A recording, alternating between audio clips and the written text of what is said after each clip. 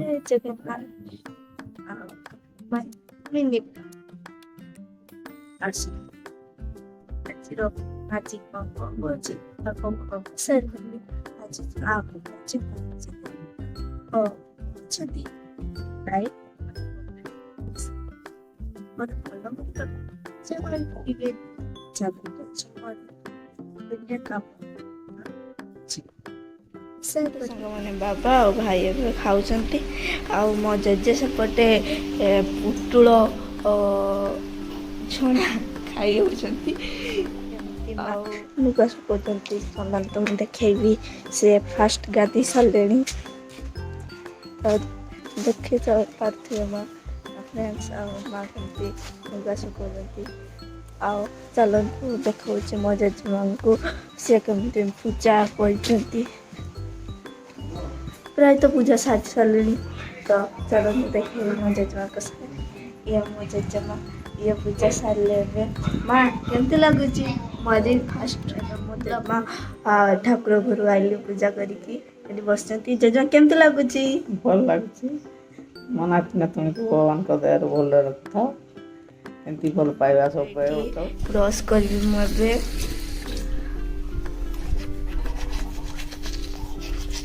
ଚାଲନ୍ତୁ ମୁଁ ବ୍ରସ୍ କରି କରି ଆପଣଙ୍କୁ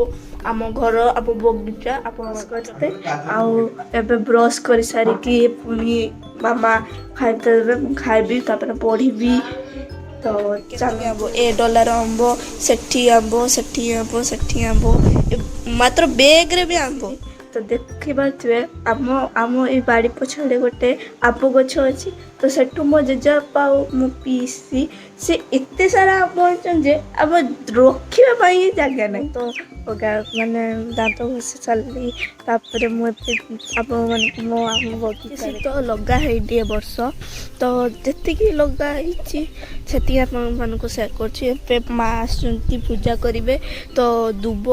ତୁଳିତେ ଆସୁଛନ୍ତି ତ ଏଇଟା ଦେଖନ୍ତୁ ଆମ ବାଇଗଣ ଗଛ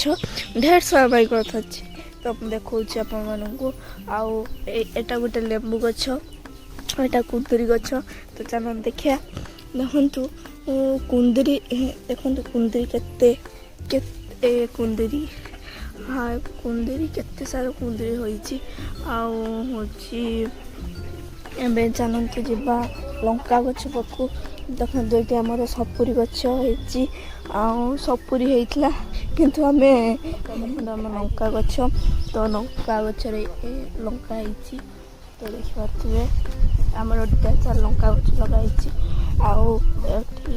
ଗେଣ୍ଡୁ ଗଛ ବି ଲଗା ହେଇଛି ଦେଖିପାରୁଥିବେ କିନ୍ତୁ ଗେଣ୍ଡୁ ଫୁଲ ହେଇନି ଆଉ ଦେଖିପାରୁଥିବେ କଦଳୀ ଗଛ ଦେଖିପାରୁଥିବେ କେତେ ବଡ଼ କଦଳୀ କାନ୍ଧିଟି ହେଇଛି ତ ଦେଖିପାରୁଥିବେ କେତେ ବଡ଼ କଦଳୀ କାନ୍ଧିଟା ହେଇଛି ତ ଆଉ ଏଇଟା ଆମ ପୋଖରୀ ଖୋଳା ହେଇଥିଲା ତ ଆମର ଟିକେ ବାସ୍ତୁଦୋଷ ଥିବାରୁ ସେଟା ପୋତା ହେବ ତ ଚାଲନ୍ତୁ ଯିବା ଆମର ବାଇଗଣ ଗଛକୁ ତ ଦେଖନ୍ତୁ କେତେ ବାଇଗଣ ଦୁଇଟା ବାଇଗଣ ଧରିଛି ତିନିଟା ଆଉ ଯାହା ଫୁଲ ଆସିଛି ଇଏ ଆମ ଟଗର ଗଛ ଆଉ ଇଏ ଆମ ମନ୍ଦାର ଫୁଲ ଆଉ ଦେଖିପାରୁଥିବେ ମନ୍ଦାର ଫୁଲ ଫୁଟିଛି ତ ଦେଖିପାରୁଥିବେ